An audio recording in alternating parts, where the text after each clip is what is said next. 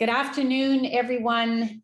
We're glad to have you here with us today. And we know that there's more people joining us. So we're just going to give everybody a little bit of time to log on. And so as we do that, we'll just do some Zoom fun and have some great Zoom introductions and a Zoom welcome. So I'm going to encourage those of you who followed instructions and put yourself on speaker view to put yourself on gallery view so you can see the boxes on your screen. And just for the next couple of minutes, take a minute and use the chat function and just introduce yourself to others that have joined this virtual meeting room with us. So just type in a chat. Hi, I'm Susan from Shopify, or hi, I'm John from Global Affairs. So just be a bit interactive as we wait for a few more people to come on, and just introduce yourself. And we'll just take a minute to do that. Hi, I'm Violet. Hi, Violet. Retired public servant. Excellent, excellent. Nice to meet you. Nice to meet everyone. It's a pleasure. So you can either take yourself off mute and just introduce yourself like Violet did, or put it in chat so we know who everybody is. And then the other thing, just as more people are getting on, take a look at all of the boxes. And again, imagine that we're in a real meeting room and not a virtual meeting room, and wave to somebody you know, or even better, put something in the chat function. Just say, hey, hi, Garth, nice to see you here. See who that you spot that you know, and just say hello to them as we're getting started.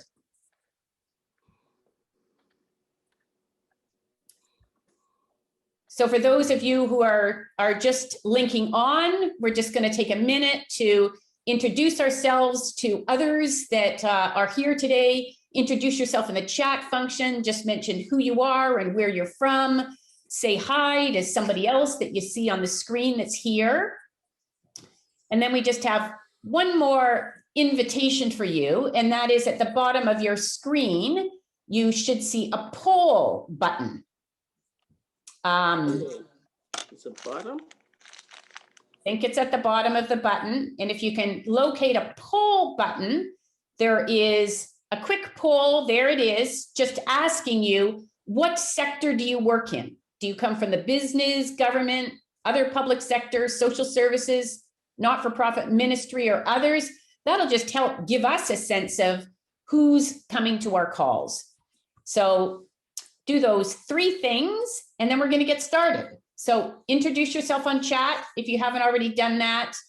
Say hello to somebody else that you recognize in the screen, and just take our poll.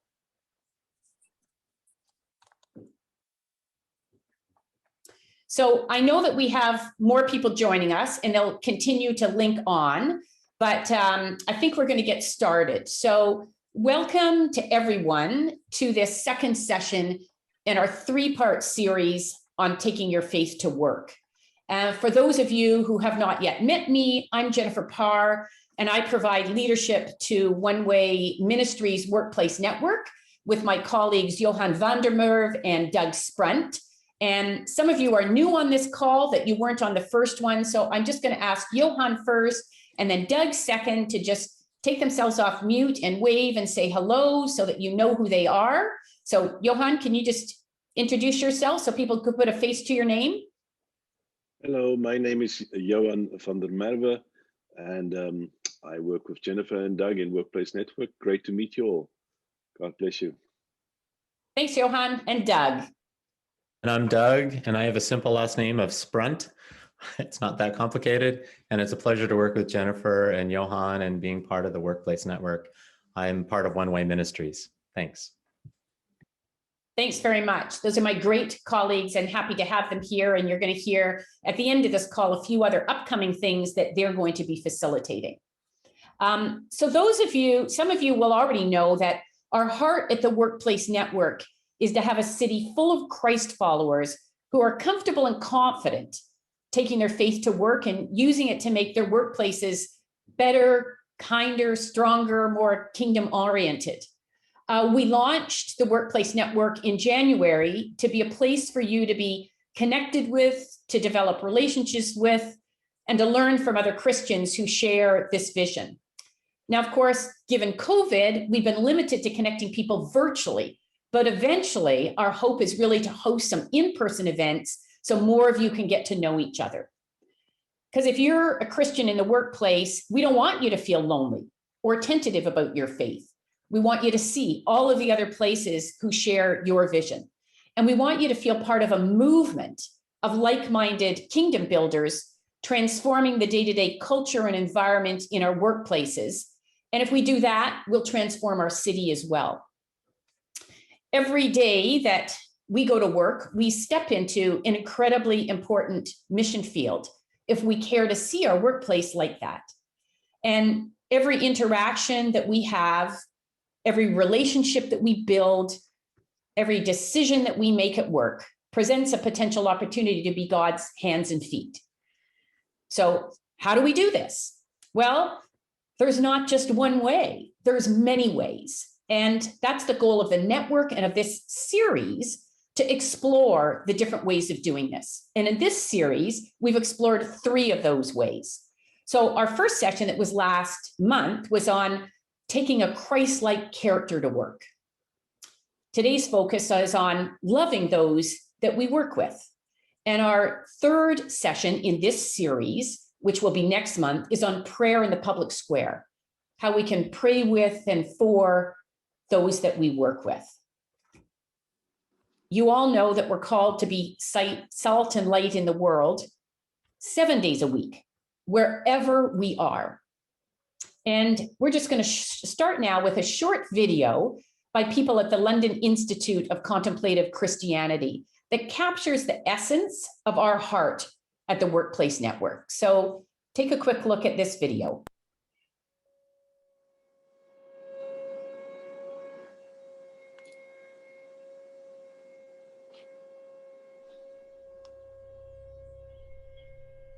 Every day, God sends us, His people, young, old, and everyone in between, out into His world, to the places we normally go, work and school, gym and shop, field and factory, to the people He's put us alongside, to do good work that brings good to others, ministering love and grace, snuffing out injustice, and speaking truth with kindness, sharing Jesus in word and deed,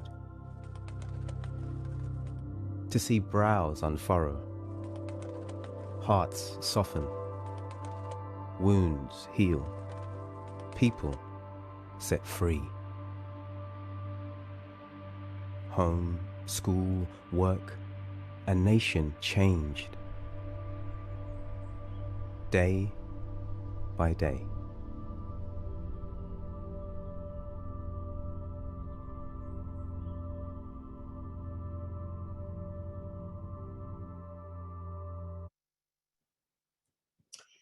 Thanks to the LICC for that video. As part of our mission in the world, we're commanded to love God and to love others. And we're also called to love our enemies. And to love wasn't just an invitation, it was actually a command to those of us that are Christ followers. Love actually is an action, and it's seeking the well-being of others beyond ourselves without expecting anything in return. And all of us on this call worship a God that's overflowing in His love for us. And we're called in return to then extend it to others. And in loving others, we're actually imitating the very character of God Himself as modeled for us by Christ. And Jesus didn't just teach this, it was how He lived. And it's how we're called to live too, to extend His love wherever God places us. I've never thought about this until now, but there's 168 hours a week. And in a week, we might engage with our church for 1, 2, maybe 3, maybe more hours a week, depending on where we attend. But for the rest of those hours, when we're not attending church, we get to be church. We're called to grow God's kingdom and extend his love wherever we are. And for much of our week, Mondays to Fridays, for most of us, we're at work. And our workplace is the place that God has given each of us to shine his light through our love. And this gives us a different perspective on the purpose of our work. So what does or could his love look like in your workplace? I'm going to invite you to open up your chat function again and answer a simple question. Imagine a city where the strongest value in every workplace, including your workplace, was God's love. And that love was modeled by all of us that are Christ followers. So if this is the case, what are 2 or 3 of the best ways that we can model and manifest God's love specifically in our workplace? So take a second to reflect on that. And can you just write the first thought that comes to your mind? Don't worry about it being right or wrong. There's no right or wrong answers. Just what's the first thought that comes to your mind in terms of how we can model Christ's love?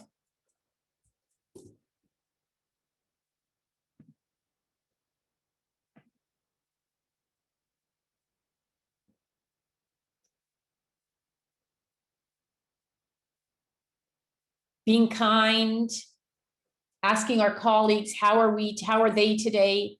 Caring for employees as people and not laborers just working for us. Caring, meeting people where we're at. Showing up with humility, being servant leaders, listening to the hurting, being exemplary, listening. Great ideas. And I know that we're going to pick up on some of these ideas as we talk to the speakers that we have lined up for today. And just before I introduce our 2 guests, so first of all, thank you very much for all who participated. And if you have other ideas or you want to just emphasize something that you hear one of the speakers saying, please continue to use the chat functions. Now, before I introduce our 2 guests, I'd just also like to thank our corporate sponsor for our Taking Our Faith to Work series, Wills Transfer. Wills Transfer, so those of you who don't know, is a family-owned transportation and logistics company that has approximately 200 employees. And love is practiced at Wills Transfer in many different ways. And just through my conversations with them, I'd like to share with you 3 of the ways I'm aware of that love is manifested in their workplace. The first one is actually their business model. Being a truck driver can be really difficult on families when drivers have to be away from their families for long, extended periods. Now, Wills Transfer knew that, and they intentionally created a business model where truck drivers drive to hubs that are close enough to allow them to be at home with their families every evening. They loved and cared for their drivers enough to create a business model that allowed them to do that. And number 2, Terry Wills, the president of Wills Transfer, is really intentional about getting to know his employees and their families. And he asks about them and gets to know their interests, their spouses, their children. When if you raise this, getting to know employees beyond what they contribute to your workplace. And by showing a genuine interest in them and their families, he builds relational trust, which in turn opens doors for them to discuss issues they're facing. So when his employees share their struggles with them, he then uses this opportunity to share how prayer is part of his life, and he offers to pray with them. Now, Terry reports that he's only ever been turned down once in his offer to pray for somebody. And number 3, Terry and his son Jordy meet 3 times a week to pray for the business, but not only to pray for their business, they go through their 200 employees by name. And this regular intentional practice that they do is just another example of how they care for and love their employees. So thank you, Wills Transfer, for sponsoring our series. So we're going to move on to our guests, and I'm really looking forward for you to hear what they have to say, and I want to spend a moment just introducing them to you. So first, let me introduce Amy Porteous to you. Amy is the CEO of Maxville Manor, which provides a continuum of care to seniors, including long-term care beds, seniors apartments, and a host of other services designed to help seniors stay in their home. And Maxville Manor has over 160 employees that Amy provides leadership to. Amy has over 18 years of senior leadership experience in the healthcare sector, not just at Maxville Manor, but at Briere and at the Ottawa Children's Treatment Center. She also has a real heart for building into people, and she serves on the board of the Global Leadership Network Canada, as well as volunteering in her community. Now, I know Amy loves to play sports of any kind, so COVID's definitely put a damper on this interest in the past year. Amy and her husband have 3 young children, 10-year-old twins and a 6-year-old. And just because she doesn't have enough to do, Amy and her husband are building a new house. So thanks, Amy, for agreeing to join us today, even when it's spring break for your children. Amy, and now Haig McCarrell is our second guest, and Haig is the Director of Investment, Science and Technology at Statistics Canada, where he leads a team of 150 staff. In his time at Statistics Canada, Haig has led a number of really interesting projects, one of which was revamping our CPI index. And more recently, I found it fascinating that he testified before the Cullen Commission inquiry into money laundering in BC. Haig has a huge heart, and I mean a huge heart, for new Canadians and for those that are marginalized. He started an English conversation group for new Canadians 25 years ago now, which is still running with 40 to 60 volunteers, and he's one of them. He's a key member of the Pastoral Care Committee at his church and was instrumental in recently starting up an online homework club for kids struggling with school during COVID. Now, while not at work or busy with one of his many volunteer pursuits, you can find Haig enjoying God's creation, either on his cross-country skis in the winter, his bike, or in his canoe when the weather's warmer. So welcome, Haig, and thank you, Amy and Haig. Thank you so much. You're welcome. So to get us started, Amy and Haig, I heard a good quote the other day, or I thought it was good, that faith is something we exercise, love is something we live, and hope is something that we bring to others. So at a high level, what would you suggest are 3 ways that everyone on this call could live love in their workplace? So if they only took 3 ideas from today's call, what 3 ideas would you plant in their mind? So Amy, maybe you could go first and then Haig. Sounds great. Thank you so much for this opportunity. I'm thrilled to be here this afternoon with Haig.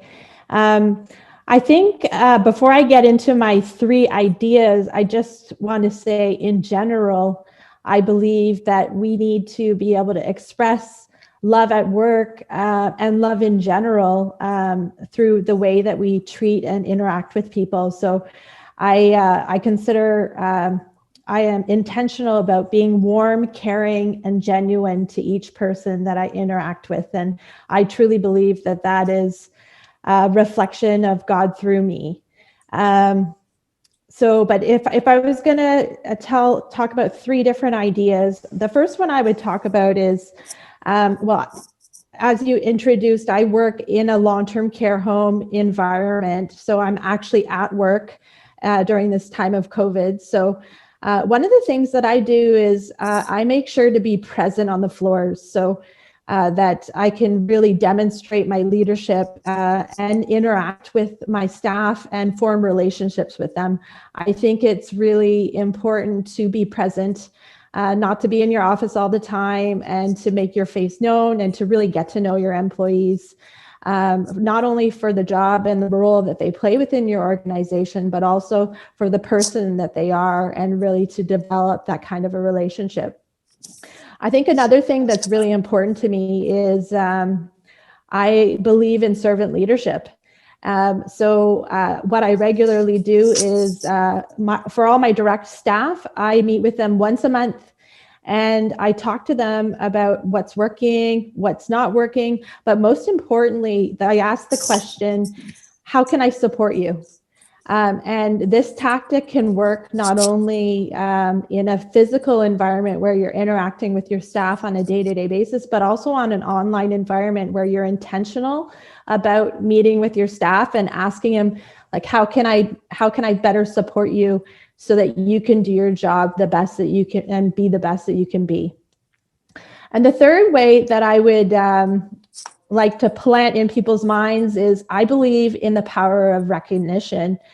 So everywhere that I've worked, I've instituted an informal recognition program.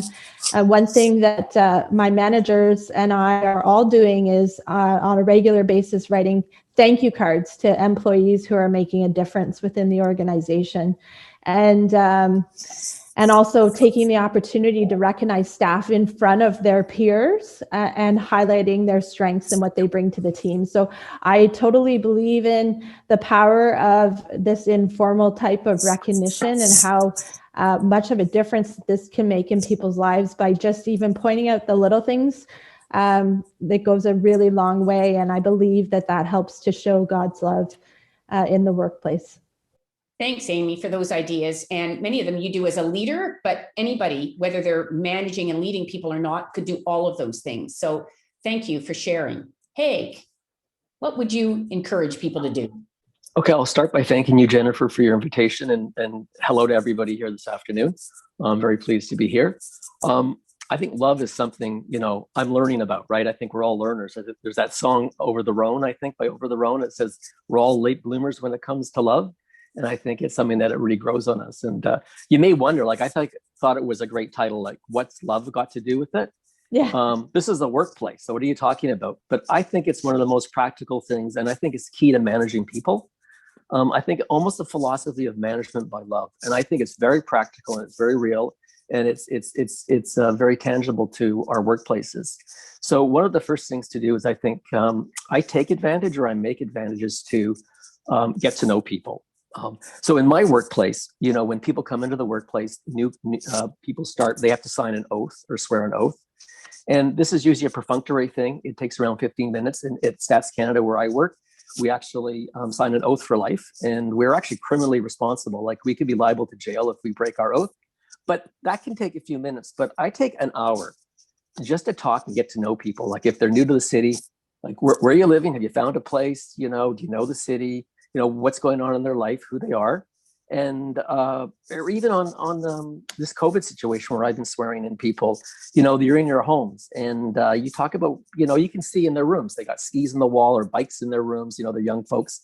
You talk about what their interests are and about where they've come from, what school they were at and things like that. So get to know people and you can share a little bit about yourself. And I always welcome them. I say, look, be free to ring me up or, I'm busy. Yeah, but I'm available. And so I encourage them to come by my office when we're in the workplace, and I will walk around the office. I'm in meetings all the time, but I make a point of getting out of the office and chatting with people. And it doesn't matter whether it's in the elevator or the hallways when I see staff, just to chat and check in and see how they're doing. So the second thing is that when you do meet with people, to be really present. Like, I believe in active listening, to really hear them and to focus and concentrate with them. There's a lot of stuff coming in. There's messages and things, but sort of blank that out and spend some really concentrated time. So when you're with them, they feel like they're being heard, and that's important. And the third thing I would say is to empower people in their work and support them. It's part of respect and trust. So I certainly let them do stuff, and I'm happy to delegate, allow them to find solutions and let them grow in that experience. And I learn as much from them. I take an attitude of what can I learn from them? They bring new perspectives, and I think it's about valuing people. And you make that part of your culture and just the way that you operate. And that's sort of my three things, I would say. Thanks very much for that. we hear about management by walking around, but I'm taking away management by love. What does that look like? I like that. Thanks, Haig.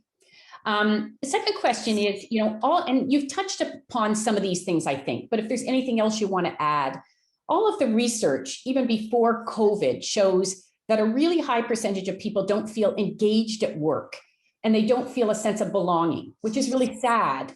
And there's much being written about the epidemic of loneliness in our society. And given that we spend a lot of time each week at work, is there one or two ways that you use to help create a sense of belonging in your workplace?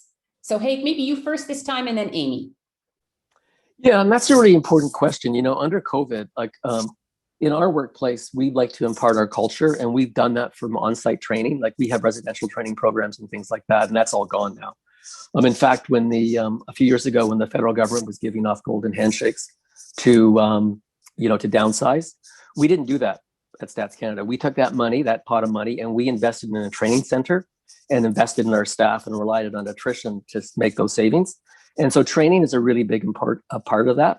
So I'm going to go back though to the engagement and empowerment part, because I think it leads to belonging. So if you're invested, like if people are able to consider how they can do their work, like I always say, I don't write your job description. Like you may have objectives, but how you do it, I give people a lot of latitude to use their skills and their creativity and ingenuity. And when people invest, they feel ownership in what they do, and inherently they feel they belong. And I see that manifested in the workplace. People get comfortable and they take risks, and you build up their confidence, and they do step out, and they get to know people in that process, and they share themselves. And I think sharing that lives, like getting that personal connection, is really valuable too, about creating belonging. So I just think of one of my staff, at Shrove Tuesday, like he brings his griddle in and he brings in pancakes and he makes pancakes for the office. And literally people are running around, Scott serving pancakes in the kitchen, and it's a chance for just people being, who they are and sharing their lives with people, and they get to know. And I think that creates personal connections. I know I had one staff who left, and just the relationships that go between staff, her kids, she was leaving, and her kids were upset because they were going to miss some of her staff workers who they interact with over COVID, over Zoom meetings and things like that. They got to know people. And even one of my staff, the kids wrote a song about us.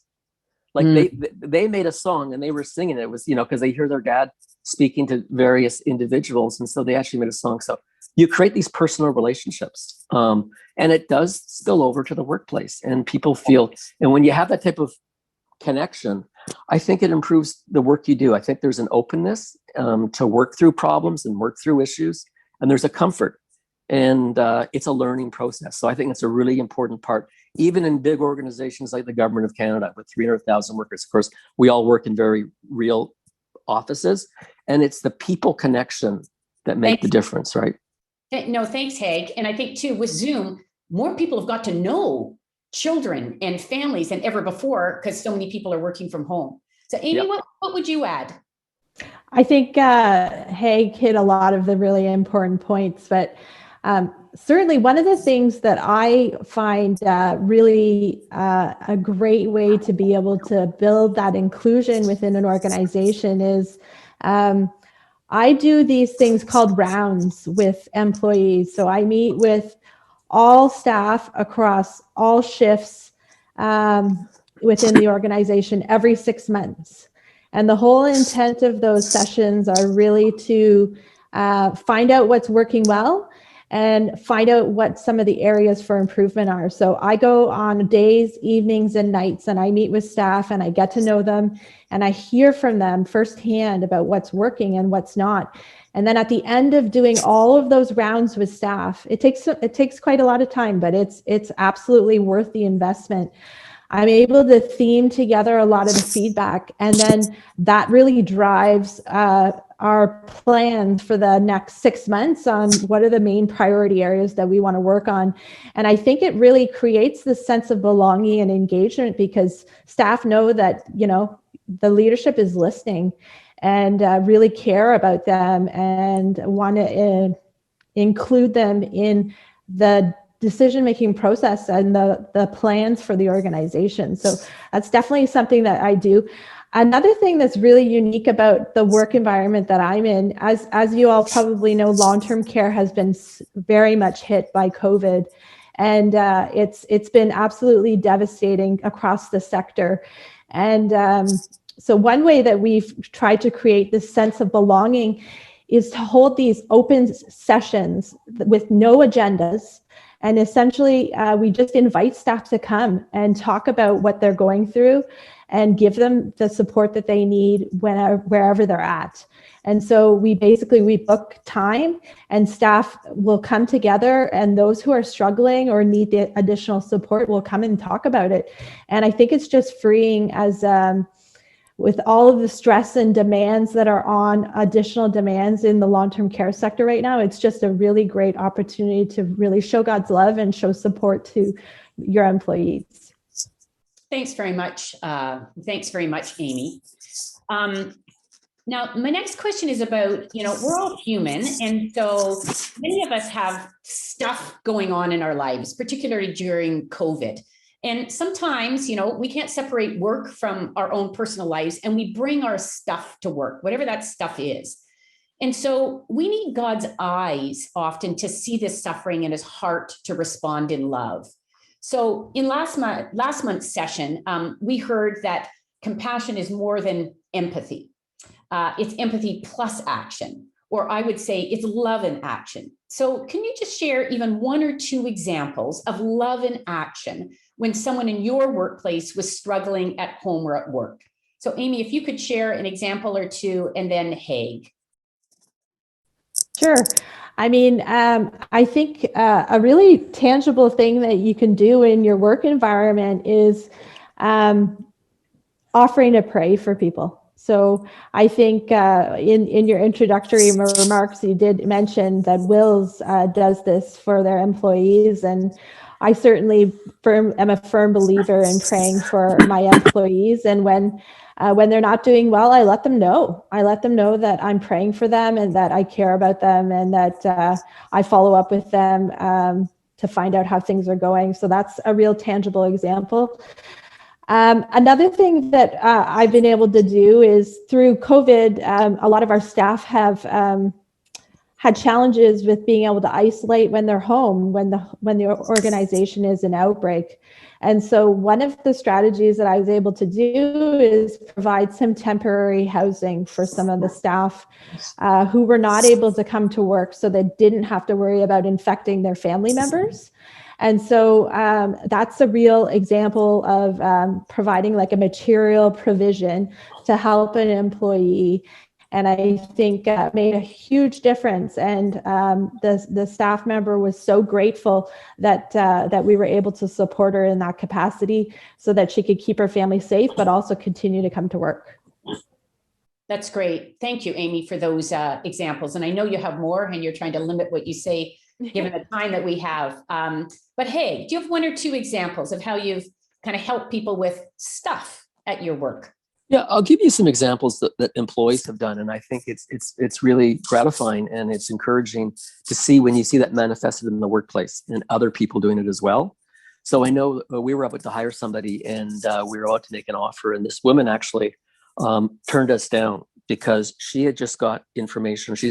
Her little 4-year-old daughter was just diagnosed with leukemia, and so she was going to be taking a year off from work and concentrating on what she had to, the business at hand. But it turns out that I have a staff member who has a daughter who also has leukemia. And so the assistant director said, look, totally understand, but we have one of our staff has faced this. And would you like to meet them or talk with them? And so here's the people were able to put people together who are going through very challenging situations, and share that with this person who's just been devastated by the news they've got. And so it's that type of outreach, that sort of practical response. This is not one of our employees. I mean, technically, this is a person who was potentially coming into our organization, and that didn't matter, right?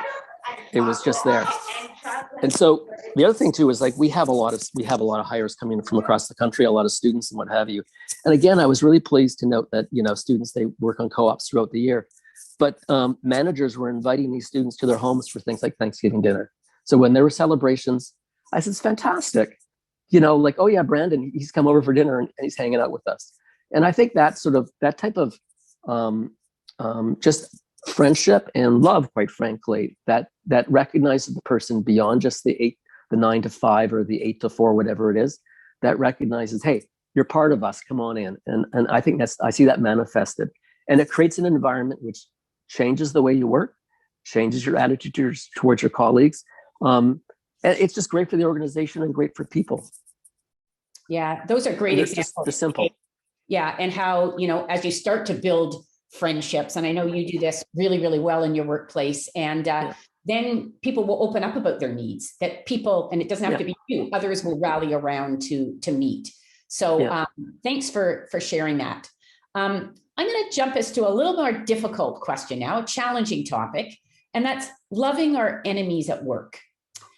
So when God calls us to love others, I'm pretty sure he doesn't just mean the people who are just like us or the people that we like at work. He means all people. So we work with people that have different perspectives and different personalities, different beliefs. And sometimes our colleagues and employees can be difficult, let's face it. So can you tell me about a time that you found it hard to love someone that you worked with and how you dealt with that? Is there a lesson learned for people on this call who might be struggling with somebody that they work with? So, Haig, do you want to start? And then Amy? Sure.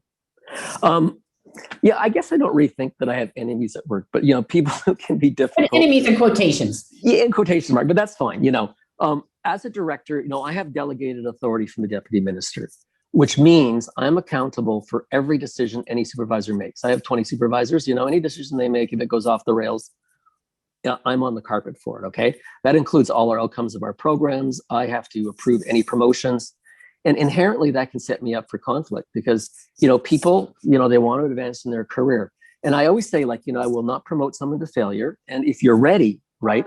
Now, some managers take the attitude is that when we go through that promotion process, okay, you can give them the thumbs up and they go into a pool. And that's easy, and everyone's happy, but they never get selected from that pool. And there's a lot of dissatisfaction. And I say, no, if a person's not ready, then I won't sign off on that. And we have a grievance procedure. And believe me, they're very onerous. They go through tribunals and it's illegal. I've had to face a lot of those. But I'll tell you that when I sit down with a person, this is where it's important to establish the relationship and what it's about, right? And I'm prepared to work with someone to work through that situation. And I think that's speaking the truth in love, but that's being loving because you really are. And believe me, it's more work. There's more risk involved and there can be a lot of, but I tell you, out of that have come good things. Like I just had a situation where a case where somebody had been, they'd gone into a pool and they were selected out of it and they weren't ready and they failed. And I had to go through a demotion procedure. I was a subsequent manager years later who had to demote this person. And labor relations, you get the lawyers involved and they're very concerned. So I went through that process because this person couldn't perform at the level they were at. And labor relations came back to me and they were just dumbfounded. They said, that person thanked you at the end of that demotion appearance. I need to stabilize that person and say, look, we're going to get things working. And because there's a huge management oversight when someone's not performing. And believe me, it's very unpleasant. But that person thanked me. You really want to establish the thing that you do your best. And I also admit, I can make mistakes. I've had to overturn judgments of supervisors where I think it's not fair. So there's objectivity, there's love, and there's support. And you walk with a person and it's personalized, right? I always think I work for Stats Canada. People aren't numbers, they matter. And I make that a really important part. And I truly want to see someone advance, but I want to do it in a way that's sustainable and good for that person. And when you get the relationship, I've talked to those individuals and in one case, there's someone I did not approve for promotion, but now I've put them in an acting position at that new level because they're ready for it. And you know what?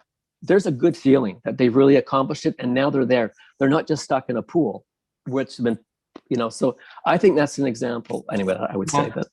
Thanks. Thanks, Haig. I like the way you reframed the question, but it's good because part of the area we often has conflict is managing employees and having different perspectives on performance, et cetera. So thank you. And the way that you're managing relationships so that you still have a great relationship at the end of that. So Amy, what about you? Well, I think this is a chance for me to be extremely candid about a recent experience that I've gone through. I have been in senior leadership positions most of my career, and I think, as Haig mentioned, when you're in a leadership position, you often become the target of, people who are unhappy or not necessarily thrilled with the decisions that you've made. I actually had a colleague on a senior leadership team that was very intentional about taking every opportunity to put me down in front of our management team. She was considered a friend and was very nice to my face. I have a great ability to create relationships and friendships with a lot of people that I work with. I pride myself on that, but unfortunately, she was very mean and talked badly about me behind my back. And it was very clear that she was intentional about wanting the position that I was in. And so that was very difficult to manage. And it's still fresh, so it's hard. It is an interesting thing to have to talk about, but God taught me so much through that season in my career. It helped me develop into a better leader, but honestly, I knew something was going on in the background, and I just prayed for her, and that God would intervene, and that the best things could be in place for her. And I offered forgiveness for everything that I knew was happening behind the scenes. So I've never really had to face an enemy, quote unquote enemy at work, but this was a real testing point for me. And we actually are, I'm no longer with the organization, but we have continued to stay friends even in the midst of all of that turmoil while I was in my last position. But it's not an easy thing to go through, but I knew God was with me each and every day and every step along the way. Wow. Thank you for being vulnerable and sharing that. Just a second, Haig, and then I'll come just right back to you. You remind me that somebody taught me a tool a long time ago, that when you're having difficulty with someone, like real difficulty, take out your journal and write 50 things you love about them. And your first reaction is, well, I couldn't even write 5. I don't love anything about them. But no, try to write 50 things you love about them. They're nice to their children. They've got a nice smile, whatever it is. And it's amazing how many things that you can find to love about somebody that is rubbing you the wrong way or that you're having difficulty to. And I just love the way that you just found grace and forgiveness and you prayed for them. So, hey. Just 2 things. Thanks, Amy, for that. You're sharing there. And 2 things that came to mind was, when people are critical of us, or we're in conflictual situations, it is an opportunity where we really depend on God. We really feel like we're not on safe ground or solid ground. And so that's when I think we become more dependent. And the other thing too is not to personalize criticism, because often it's a reflection of the individual, right? Mm-hmm. So I think our reaction is to be defensive, perhaps, potentially, but to get behind that and sort of, and I think that can help us deal with it as well, to recognize that there's always a backstory to that, and or it's a way of coming to terms and working through something too.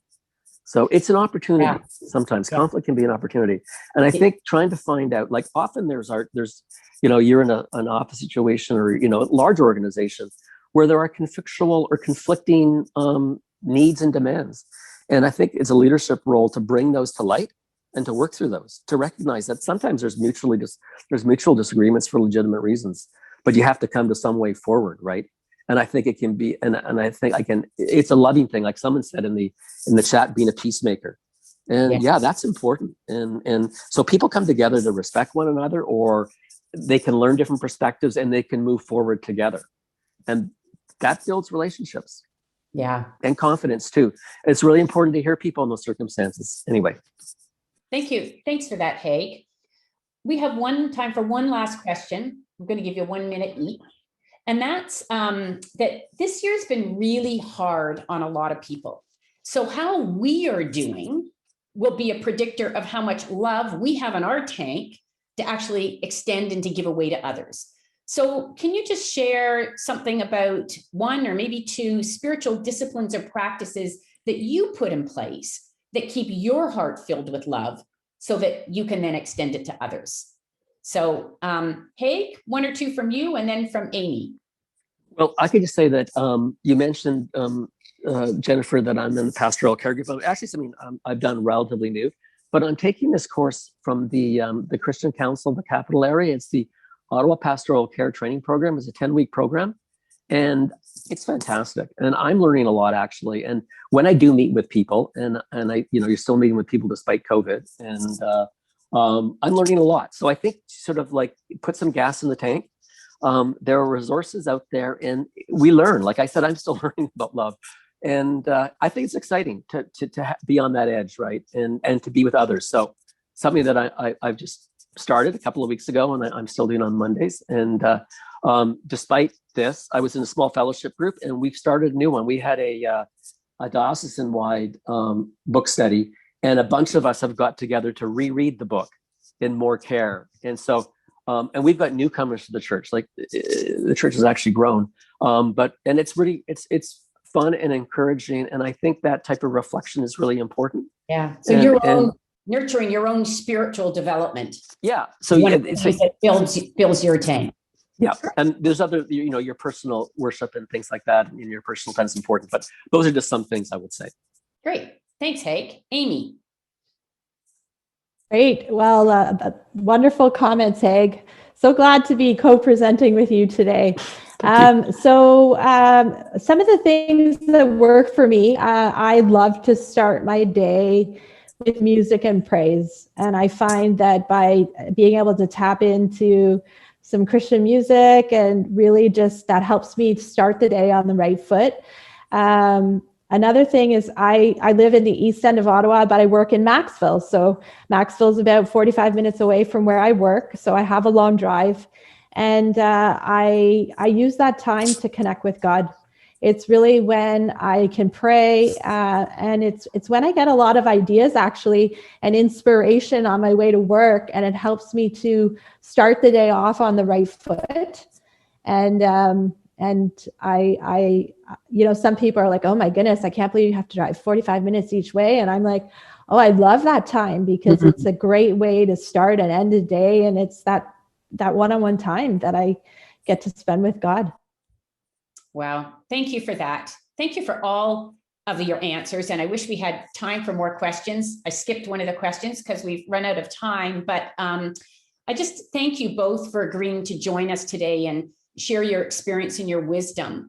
Both of you, we could see from your answers, are humble enough to acknowledge that you don't have all the answers, but you sure have given us some great insights and examples that we can reflect on as we consider how to fill our tanks and how we extend God's love into our own workplaces. And for those of you who were on the call last month, you might remember that one of our guests, Garth Steele, shared with us a passage from 1 Peter 5, verses 1-6. And Peter was talking to spiritual leaders, and he invited them to be shepherds over the flock that God had entrusted to them. And for us as Christ followers in the workplace, we're called to be spiritual leaders. And to be clear, spiritual leadership does not require positional leadership. All it requires is Christ's heart to serve.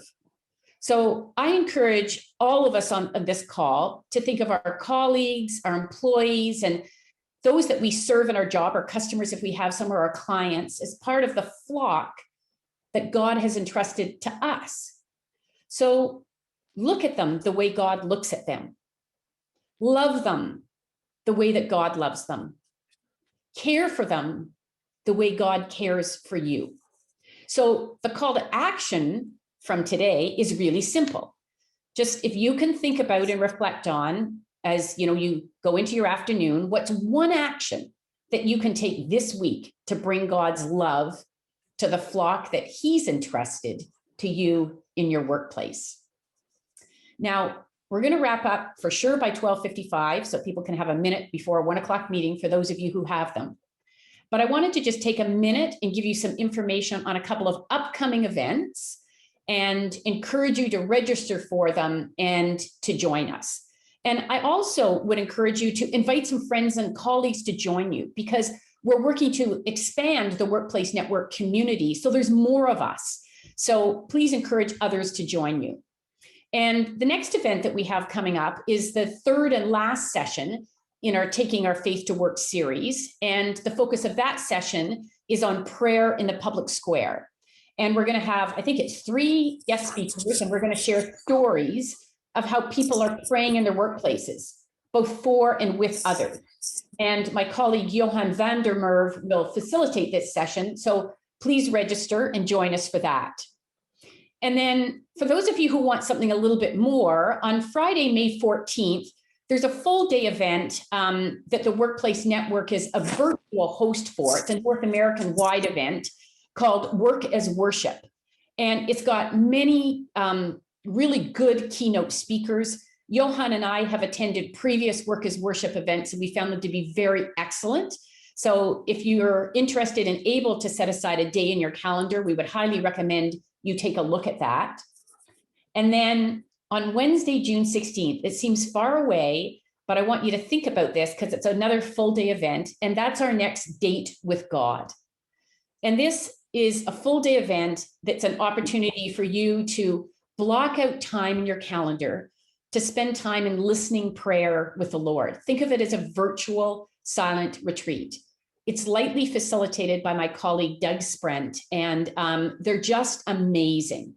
And given the nature of this process, we're limiting that to 24 people. So if you're interested, I would encourage you to register early, because the last date for God filled up. And I know that some of the people in the previous ones do have an interest in signing up again. So please consider that. And if you're interested in any of these events, there was information and registration links for all of them in the Workplace Network newsletter that went out yesterday.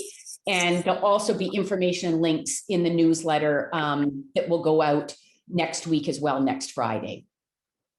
So I do want to close in just a short prayer, but also to let you know that if anyone has questions, comments, suggestions for future events or speakers, please feel free to stay on for a few minutes afterwards, and Johan, Doug, and I will remain linked in. But those of you who need to run, we understand, and please feel free to log off. And I'm just going to close in a short word of prayer. So thank you to everybody for joining us today.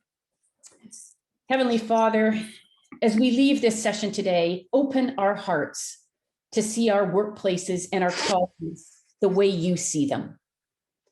Encourage us to see new ways to bring your love with us into our workplaces, our neighborhoods, and our homes. And help us, Lord, to experience your love so deeply that we can share it with others abundantly. We invite you, Lord, to establish the work of your hands, our hands, so that it may bring glory, Lord, not to us, but to you. In your name we pray. Amen. Amen. Be blessed, Amen. everyone. Take your love into your workplace. Have an amazing afternoon, and hope to see you next month at our next event. Be blessed. Thanks, everybody. Thanks, Jennifer. Thank you, Haig. Thank you, Amy. Thank Thanks, you, Amy. Transfer. Thank you. Bye. Nice meeting you, folks. Thank you. Bye-bye, everybody. Bye-bye. Bye. Thank you. It was excellent. Bye-bye. Thank you. Thank you. That was awesome. Thank you to everybody.